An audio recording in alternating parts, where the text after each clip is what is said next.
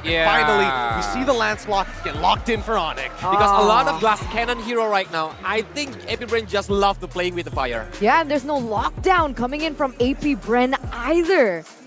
So that's definitely a reason why Kyrie's like, all right, no Fredrin for me. Coach Yep, give me Lancelot. And there you go. Finally a Lancelot game. And with that, ladies and gentlemen, I'm gonna leave it to the casters to hype you up for the final game of the series. I don't think the folks at home need help because they already are hyped up. It's Leo and Mirko bringing you the finale to this Insta Classic between AP Bren and Onic. This is Game 5. And much like Game 3, these two teams have left us flummoxed. I think more AP Bren, given those last two picks in the Clint and the Hayabusa? Clint and the Hayabusa, definitely a very unexpected end to the way that AP Bren were drafting. We did, however, predict exactly what Onic were going to pick in the last two picks. It had to be. It had to be the Lancelot. And they, as seen in the first phase, want to crank down on whoever was going to get in the hard guard. Yeah, so they had to pick up the Franco. And again, they have the Franco and the Eve. So they don't have that odd interaction wherein the hook would interfere with whatever the mid laner was doing. Let's get into the game here. It's a Game 5, and you can see how deep Keyboy is already. Oh, gets a hook onto Kyle Teasy. A good chunk of damage there as Kyle Teasy is still able to make it back to his buff. But this does give Kyrie a bit more of an advantage when it comes to this clear game early on. Yep. He's what, ahead by 5-6 seconds? And for junglers, assassin junglers to be specific, that's basically forever in the early game, right? So he'll try to make up for it by going for 2 jungle creeps all at once, talking about Kyle Teasy, while Kyrie, on the other hand, is just taking his merry time. Down bottom, though. Ooh. Some damage placed down. Boots doesn't want his wave to be cleared out with no punishment like that, but he ends up getting punished instead. Still the sustain from these two, I think a bit too much for him to handle, a bit too much for him to burst alone. That's why Onic picked up the Lancelot that we actually talked about a lot. I mean, hey, who doesn't remember what Kyrie was able to do at MSC 2023? And now with a killing spree, he's seeking out to do the same. Here's a quick look at what the emblem game is looking like for both these teams. Here in Game 5, you can see Uranus on Flap is actually rocking Brave Smite and Common Emblem. So yeah, he's looking to just out-sustain everybody. Yeah, even with Boots' Quantum Charge Power Dairoth, even with that damage output, besides that, Flap says, you know what, I'll consecrate in your face, I'll just stand here. See if it works out. Look at the emblems. Anything interesting aside from the fact that Kyrie's just been on the killing spree all 5 games? He's playing with flow. He's going with momentum. If that allows him to snowball, or in the case of Game 4, mount a comeback, he was on a Fredrin, mind you, then yeah, by all means, we all know exactly what they're going with here, and as expected, Turtle priority goes over to Onic. Clean take, but now a fight. Oh, Bloody Hunt coming down. That's a shred as well. Oh, there's some swipe flap. Teasy dodges away. Feel steals it away. And now it's a complete turnaround from AP Bren. Onic take the turtle, but AP Bren get 2 on the way out. Put in a kill on both Few and Flap Teasy. We were talking about this dynamic as the draft was unfolding off the air, folks. We wish you were part of it. Wherein, yeah, this is going to be a great Dairoth game. It answers not just whatever is in the heart guard, but as well Flap Teasy Uranus, but only if Boots can be faster than those moments. If he can thread the needle and find the window, it'll be great. But in that moment there, in that first turtle take, the post-turtle take moment, AP Bren had the ace. That was such a clean sidestep. Flap Teasy utilizing the dash right as he got out the Bloody Hunt, and that was literally what gave AP Bren the win. Just him not getting bursted down fast enough. And now it's a big problem for Onic. You'd expect the Dairoth to have a lead by now, but Flap Teasy, he's staying comfortably in the lead. Kyrie, Thorn Rose, and the Red Tree picks up the gold buff away from Kyle. All right, so elsewhere on the map, you can see AP Bren is winning, but after that death on Kyrie, that early death on this Lancelot, he's still keeping on his due diligence. He's doing the work that's needed for him to snowball out of here. He is still ahead of Kyle Teasy by a level, so that's something that Onic can leverage. They can force the issue here and try to make up for this almost 1,000 gold lead AP Bren has approaching the 4-minute mark. Let's take a look. Still an 800 gold lead held down by AP Bren. Kyrie on the Lancelot though. When it comes to gold, does he have an advantage? No, just 200 or 100 rather. It's more the level. Yeah, CW though, he's picked up the DHS very early on as well. With the second turtle of the game coming up. They're trying their best to go to the bottom lane, but Flapteasy, my goodness gracious, almost just outplays the situation, takes Boots very low, and now is looking for a cut. Oh, they're sending way too many bodies down here. And again, it's just the threat of activation. It's the fact that any time the hard guard can come in, Onic, at least in this early stage in the game, right, they have to respect that. So it's going to be a turtle piece, it looks like, unless Kyrie has something to say. Let's see. Oh, bloody hot by both the rover, but now it's going to be Kyrie jumping forward. Keyboy steals it away. Kyrie survives. Flapteasy takes him out of the game, but it's a 2-for-1, making 3 with a turtle secured by Mr. Boy himself. Mr. Boy, with the help of the birthday boy, help win the whole engagement for Onic. AP Bren left reeling there. Huge trade for the Porcupine as well. The second turtle of the game, and yeah, there was a delayed trade up top, but CW's gonna make up for it as he takes the turret before Marco can. But we have to take a look at Super Marco. With him being left all alone, he's been able to free farm. He's been able to mount a pretty good early game. 500 gold. 500 gold difference, and now he has a whole BOD. We saw what the BOD was able to do in game number 3. Instantly, when he got it, the impact was felt across the map. It was a shockwave. That and the game went so fast that we really didn't see what a prime-built Clint in that lineup would do. So now maybe AP Bren will be able to showcase that. We're looking at 6 minutes in, about a minute before the last turtle of the game spawns. Flapteasy securing his purple here, and there's a huge presence from both teams here in mid. I think they understand that the next engage is going to be coming here. It's very close. Ooh, Keyboy with a hook. Very close to hitting, but AP Bren know the distance. Taking a look at the items, seems like with the Fury Hammer, he has a lot of penetration helping him out. Endless battle though, he's looking for it next, I believe, and that's really going to cause problems to Onic. Another big problem for Onic is how Boots' lane has come through. As we approach the mid-game, post-laning phase, Flapteasy, give or take about 1,000 gold ahead. It's forced Boots to right now build fully defense. His first item, a dominance ice. So best case scenario, he stands there, maybe catches 1 or 2 rogue heroes from AP Bren with the Abysm Strike, and then just use that passive on the dominance ice. That aside, he really isn't dealing as much damage yet. And it's still AP Bren with a good, I would say, some more pressure. Keyboy though with the conceal now. Kyrie dashing forward. Oh, he misses the puncture. Bloody Hunt gonna place down, but Kyrie, oh, he's still able to escape the Thorn Rose. Shadow kill all to the back. Good Bloody Hunt over from Few. But it's a 2-for-1. And it looks like that advantage that Boots has just by standing there, using that passive on the dominance ice is enough. Although, this trade isn't as beneficial for Onic. They read the room. They're saying, hey, it's not as clean. Maybe we should go elsewhere. Find wins there. But oh no. CW just blitzing this turtle. Oh, look at how fast he's going.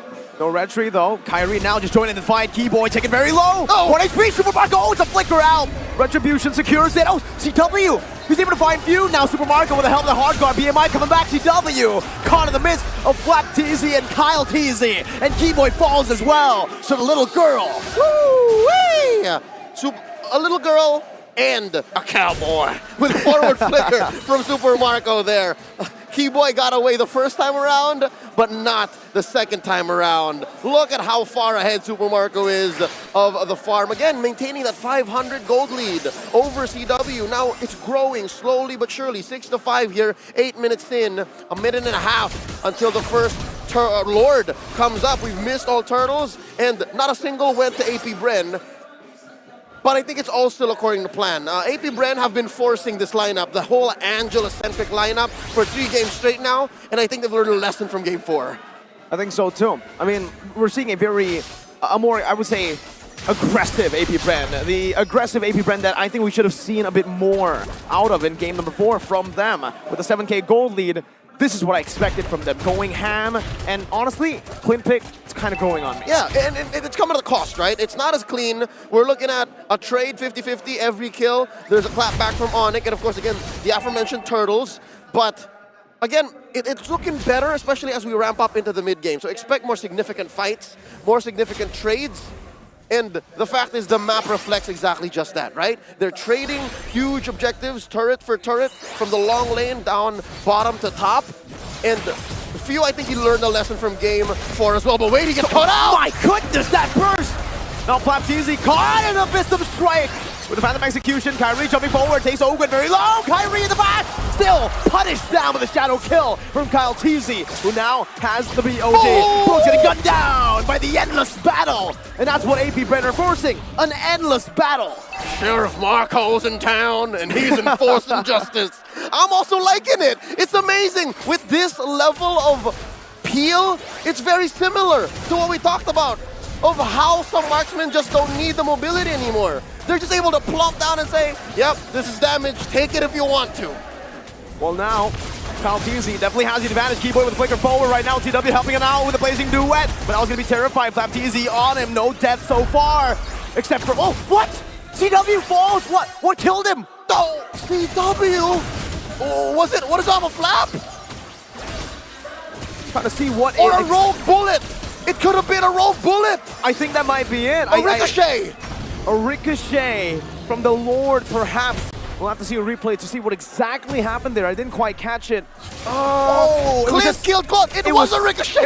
It was literally just a flicker and a gun down. Oh, AP Bren, Sheriff Marco to you. AP Bren are bringing the Wild West here in Jakarta, and Onic are feeling all of its effects. Look at this. They're forced to defend. They're forced to clean up house. And AP Bren will be able to passively push down bottom. And they're taking their time. Oh, they got open! Oh, Ogun falling. Kyrie takes the purple buff now. Fuse holding on. Flapteezy losing immortality. Keyboy looking for an angle to go for an iron hook. Kalteezy jumping in with the shadow kill. Now it's going to be dispersed amongst the Onic members. 5 players trying to just soak in that damage. And AP Bren, they lose 2 members, but look at the map pressure still in their favor. We've seen AP Bren fall to this folly several times this series already. This might be another one of those moments where, yeah, they're way ahead, they got a good lead, but on an individual basis, they get sloppy. These 2 kills should not have happened. If AP Bren had their way, this would never have happened. But that's just testament to how Onic know their outs, how Onic are so quick to punish. And now, with just 2 turrets left, it's like Lord of the Rings up in this man. It's like Tolkien wrote it, 2 turrets left out of their base. Onic are looking to get their gold up. Again, it's about 2,000 between them right now, and this is huge. A majority of it is between CW and Marco. Atomization though, look at that, man. Another power spike for Super Marco. And this is a lethal one for Cowboy, for the Cowboy, for Sheriff Marco. Berserker's Fury. Who's gonna be able to withstand that damage, Leo? Nobody. No one. No one from Onic is built to take more than a couple of shots from Marco. So they have to make sure that when they engage, when they dive in and punish whoever the Heart Guard is sitting on, they're clear of Marco's sights. Now AP Bren, they're playing with a very small lead here, just approaching 2,000. Oh, wow. Kudos to Kyle there.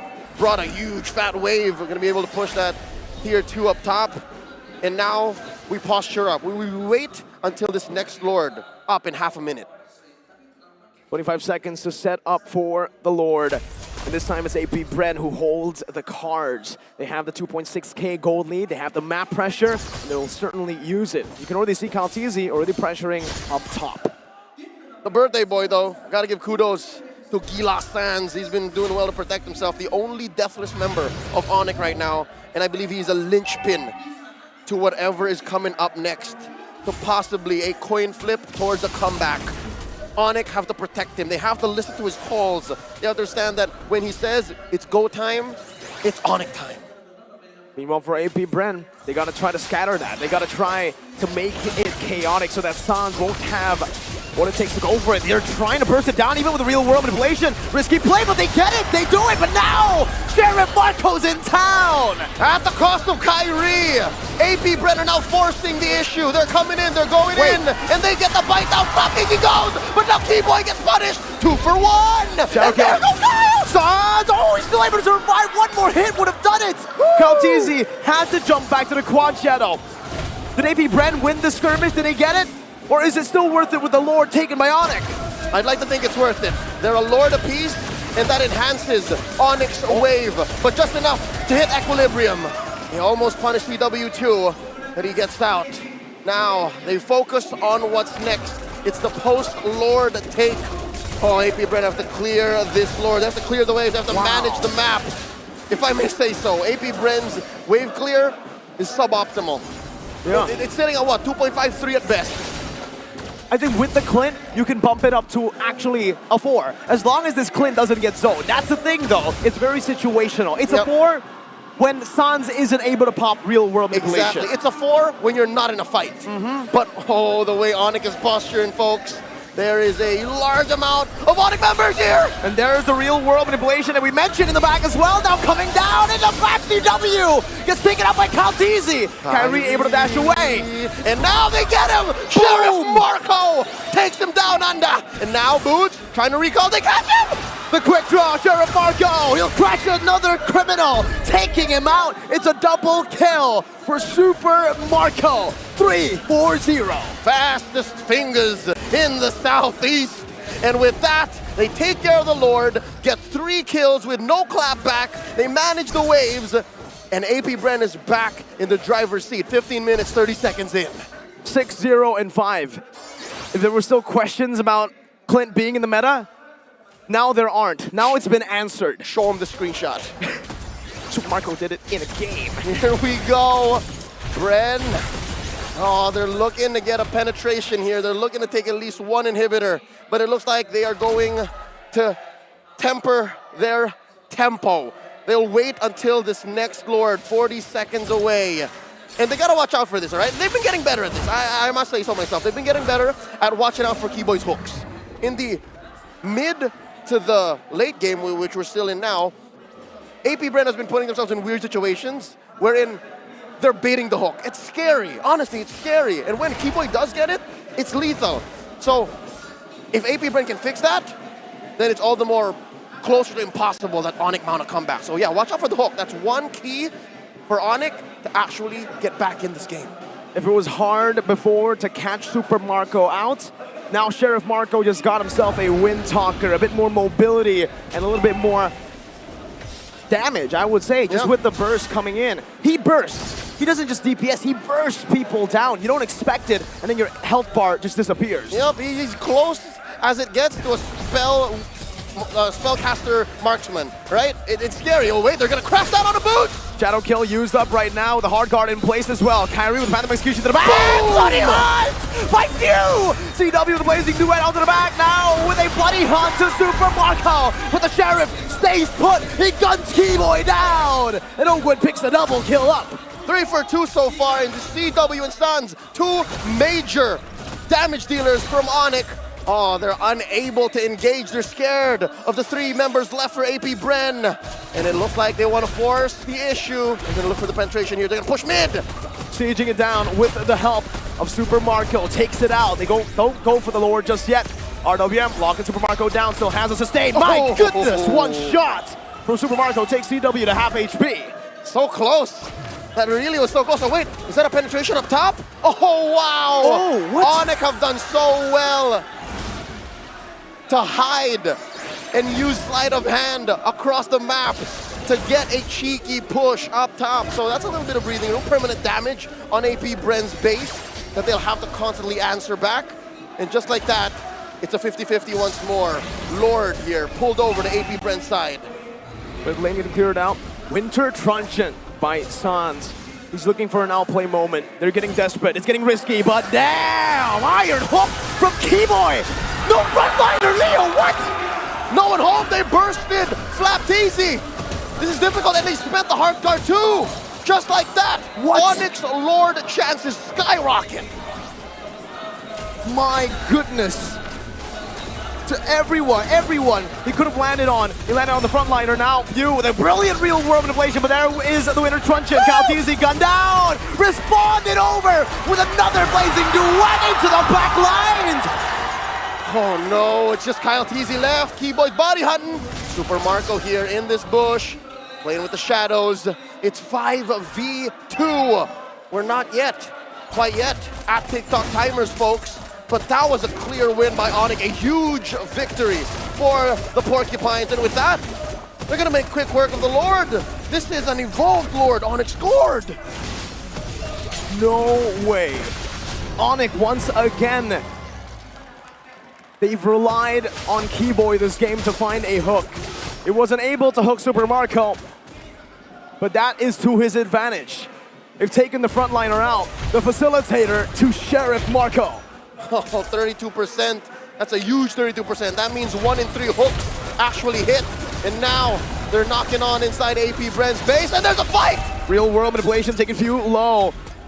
Still has the flicker, still has the bloody hunt, but the Evolved Lord is now coming down. Keyboy. Iron Hook not connecting. The conceal used up already. All right, AP Bren can use this to their advantage. They know that the RWM is not up.